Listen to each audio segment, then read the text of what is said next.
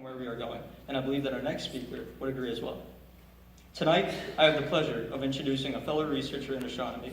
This senior has spent 2.5 years researching the correlation between the occurrences of debris disk and the occurrences of hot Jupiters. He has performed research under the guidance of Dr. Plavchin, who is an assistant professor at Missouri State University. By conducting this research, he has earned the first place award in the National Young Astronomer Competition. He has been named a semifinalist in the Siemens competition. He has assisted in the discovery of a new exoplanet candidate and has submitted his research for publication.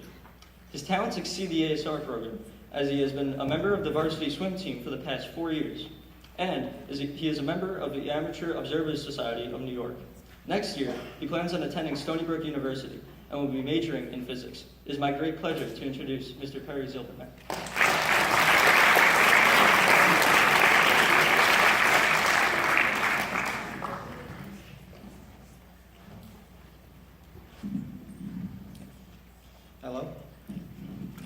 Hello, my name is Perry Zilberman, and today I'll be presenting my research on the current rate of hot Jupiter host stars with warm debris disks.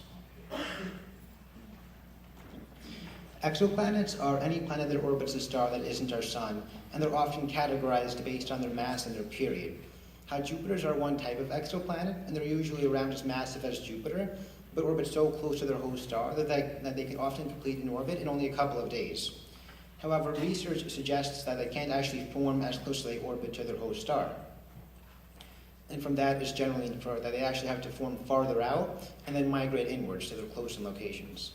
As you'd expect of such a massive body flying through a star system, it can often wreak havoc, throwing other bodies in the system into the star or out of the system, or even into the hot Jupiter itself. I hypothesize that they might actually cause the other bodies in the system to collide with one another. And in order to research that, I had to look into debris disks, as debris disks are formed when two bodies in a system collide with one another.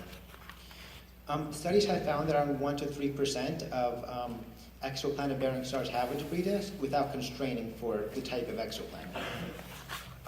And debris disks are normally detected through a star having an infrared excess, or more infrared radiation than you'd otherwise expect it to.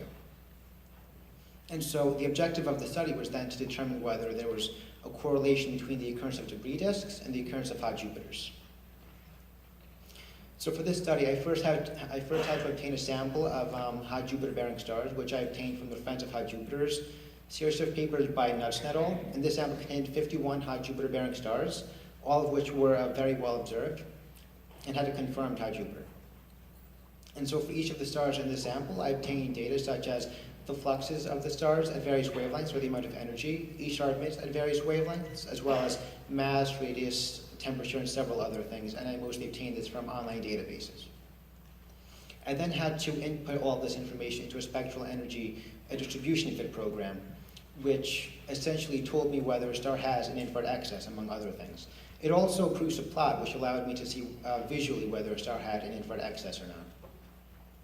Afterwards, I had to check for false positives, and I did this by looking at images of each of the stars I found to have an infrared excess, and making sure that the infrared excess was actually coming from the star itself, and not from a source that just happened to be nearby the star. Afterwards, I had to put all this through a binomial statistics in order to quantify the rate of debris disk occurrence. This is a plot from the SED-FIT program, and what this essentially shows is the flux of the star at various wavelengths, as predicted by the SED-FIT program.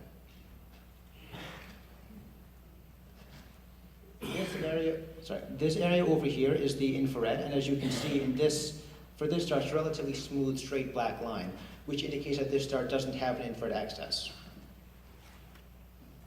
This is another sample plot from the SED-FIT program. However, compared to the other star, the infrared isn't a smooth, straight black line. There's a bit of a bump right over here, which indicates that this star does have an infrared excess and a likely debris disk. These are the images of the stars that I found to have an infrared excess, and these are the images I looked at to check for false positives.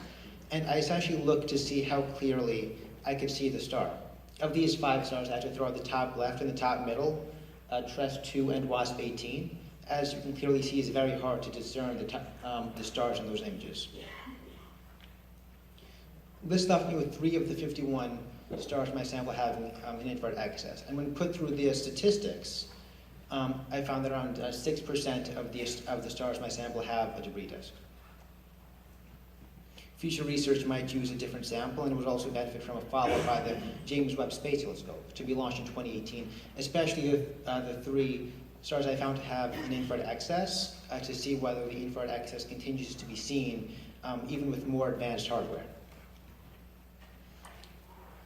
The around 6% occurrence rate I found is much higher than the around 1 to 3% found when not constraining for the type of exoplanet, which indicates that there is a correlation between the occurrence of debris disks and the occurrence of hot Jupiters.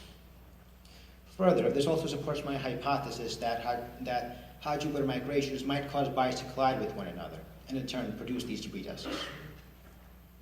I'd like to thank my mentor, Dr. Peter Plavchen, as well as my amazing research teacher, Mrs. Barbie Frank, and as well as my family for all their love and support.